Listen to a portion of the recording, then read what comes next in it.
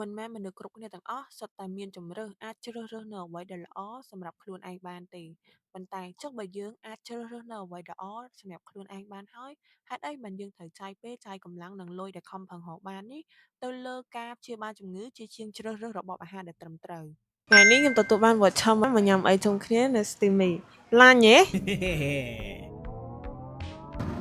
សាច់នេះឆ្ងាញ់ recommend ចូលចិត្តមើលក្នុងហ្នឹងតិចទៅណាប៉ុន្តែនៅក្រៅច្រើនវាខុសពីយើងធម្មតាមិនថាយើងពេញច្រើនតែចាក់ស្ដែងទឹកតែនេះអត់ទេសាច់ជ្រូកជ្រាបក៏វាប្រែទៅប្រហែលប៉ុន្តែយើងប្រមូលគាត់មកជា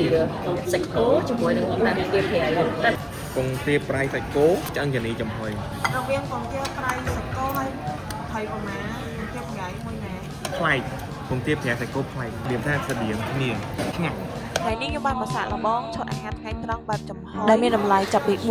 $4.95សេនឡើងទៅបើពិនិត្យទៅលើគុណភាពនៃអាហារមិនថាត្រីសាច់បន្លែផ្សិតឬក៏សម្ភារៈប្រើប្រាស់ផ្សេងៗអនាម័យសេវាកម្មរួមទាំងបរិយាកាសនៅក្នុងហាងតម្លៃប៉ុណ្នេះគឺពិតជាស័ក្តិសមនឹងយើងទទួលបានអ្វីដែលយើងចង់បានពិសេសអាហារដែលចំហុយរក្សាគុណភាពរក្សាវីតាមីននិងសារធាតុចិញ្ចឹមបានល្អដោយសារតែជាប្រភេទអាហារចំហុយមិនមែនរក្សាបានត្រឹមតែសារធាតុចិញ្ចឹមវីតាមីនទេក៏អាចរក្សាបាននៅរសជាតិដើមនៃប្រភេទសាច់ត្រីបន្លែនឹងដោយសារតែខ្ញុំញ៉ាំសាច់គោអត់បានអញ្ចឹងប្រភេទគ្រឿងសមុទ្រសាច់ត្រីបន្លែជាមួយនឹងផ្សិតដែលខ្ញុំបាន highlight ត្រីថាបាក់ចាក់ទៅជាលក់ទៅណាជឿនៅនេះក៏មានជាប្រភេទអាឡាខាតដូចជាពងក្រូចធានទឹកស៊ីអ៊ីវឆ្អឹងចានីខក៏ខ្ញុំចូលចិត្តដែរបើនិយាយពីលក្ខណៈពិសេសត្រួសផ្សែងដែលហុយមកយើងនេះអត់ធ្វើឲ្យធំក្លិនខ្លួនធំក្លិនចប់សាក់ឬក៏ស្អិតស្បែកយើងទេទឹកជ្រលក់ដែលបងក្រុមការងារលាយឲ្យនេះអាចញ៉ាំបានជាមួយនឹងគ្រប់មុខម្ហូបទាំងអស់រសជាតិល្មមឆ្ងាញ់ខ្ញុំចង់ធ្វើ reaction មួយម៉ាត់ដំបូង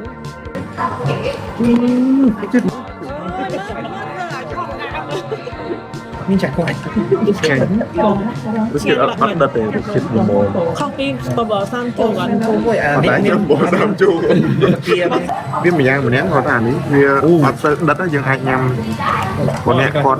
តមញ៉ៃតមអីក៏អាចហូបបានជាចុងក្រោយខ្ញុំពិតជា recommend មែនតើកុំឲ្យឆ្វេងប្រហែសទៅលើរបបអាហារប្រចាំថ្ងៃសម្រាប់អ្នកដែលមានលទ្ធភាពអាចមកសាកនៅ Steamy បានជាមួយនឹងឈុតអាហារថ្ងៃត្រង់ដែលលឿនអត់ពិបាកអត់ធំក្លិនខ្លួនយើងហើយល្អសម្រាប់សុខភាពយើងទៀតអញ្ចឹងខំប្រឹងរកលុយមកសំទុកទៅកុំឲ្យយកទៅព្យាបាលជំងឺវិញ